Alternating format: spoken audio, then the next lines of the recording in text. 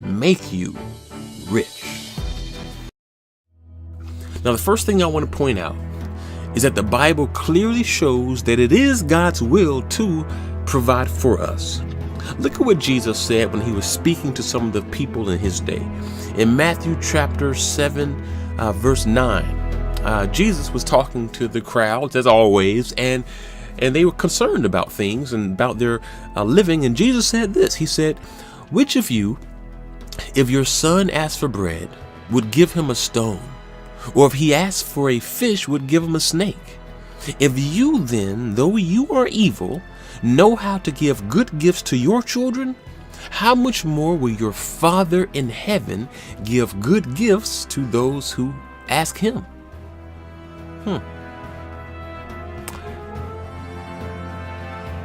So it's clear Jesus was showing that God provides for us, and he provides for our needs because we are his children. But the thing is, it's easy to read a verse like that and come away saying, well, hey, if I'm a child of God and God is obviously rich, I mean, wouldn't he want me to be a billionaire? I mean, wouldn't he want to just give me basically whatever to make me as rich as he is? Okay, let's take a look at this. In the Bible, 1 Timothy is a letter that the Apostle Paul was writing to Timothy. And notice what Paul says about those who are concerned about being rich.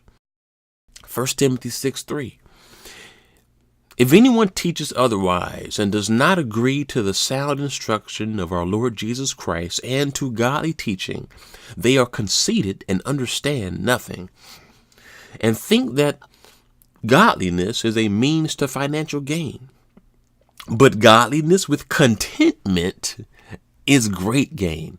For we brought nothing into the world, and we can take nothing out of it. But if we have food and clothing, we will be content with that.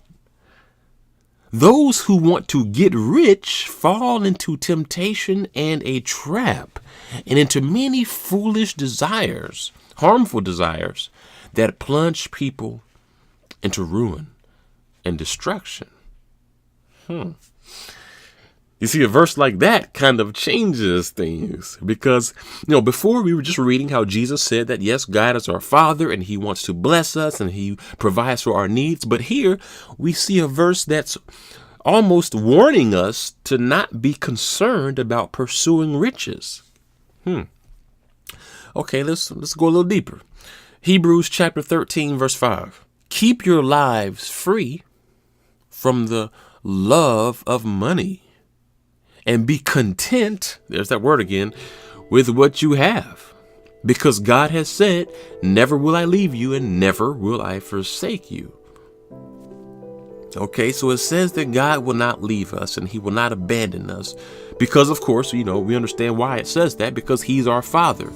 But it also says to keep our lives free from the love of money and to be content, which is the same thing Paul said, to be content. Okay, so what can we make of all of that? I mean, what can we say? Is it wrong to be wealthy? Is it wrong to have riches? Well, the Bible shows that it was God who actually opened the doors for David to become king. It was God who allowed for Job to receive a lot of wealth. It was God who allowed for King Solomon to become king, and he was wealthy, very much so. So the Bible shows that having wealth is not wrong. And even today, Billy Graham, Tony Evans, John Piper, these are wealthy, gospel-centered people who live very comfortably. And did God take away their wealth? No, he didn't. Because God is not against you having wealth. And actually, he rewards hard work. Notice what Paul said. If a man does not work, he won't eat. God rewards work. And notice what King Solomon said. In all work there is profit, but mere talk leads to poverty. And again, Solomon said, do not love sleep or you will grow poor. Stay awake and you will have food to spare. You see, God values work and diligence just like a good father would. And because God's the best father, he meets all of our needs. But at the same time, he pushes us to work in such a way that we become self-sufficient so that we can not only meet our needs, but also the needs of others. So I want to just clarify. God is not against having money. He isn't against you having wealth. Abraham was wealthy. Job was rich. Joseph was made the ruler in Egypt. And it was God who allowed for them to achieve these things. But it is so important and critical for us to take to heart what Paul said about being content. Because the truth of the matter is, this life is a vapor. You're here today and gone tomorrow in the blink of an eye. You could have $1 billion and die tomorrow. You could be a millionaire and die in a crash. And then what happens to your money? Be content. Why? Because this life is fleeting. And half the stuff we worry about, it's not even worth it.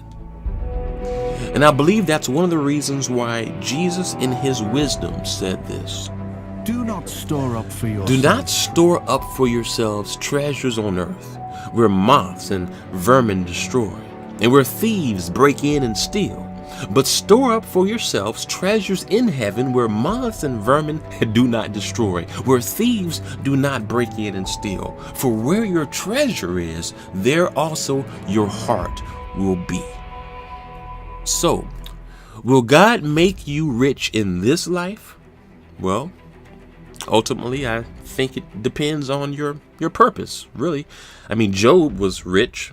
Solomon was rich. Billy Graham, who is well respected in the evangelical community, he became rich. But Paul, good old Paul, who wrote nearly half of the New Testament, was not wealthy by any means. In fact, the man was beaten, abused, and repeatedly thrown in prison as he traveled from place to place to preach the gospel.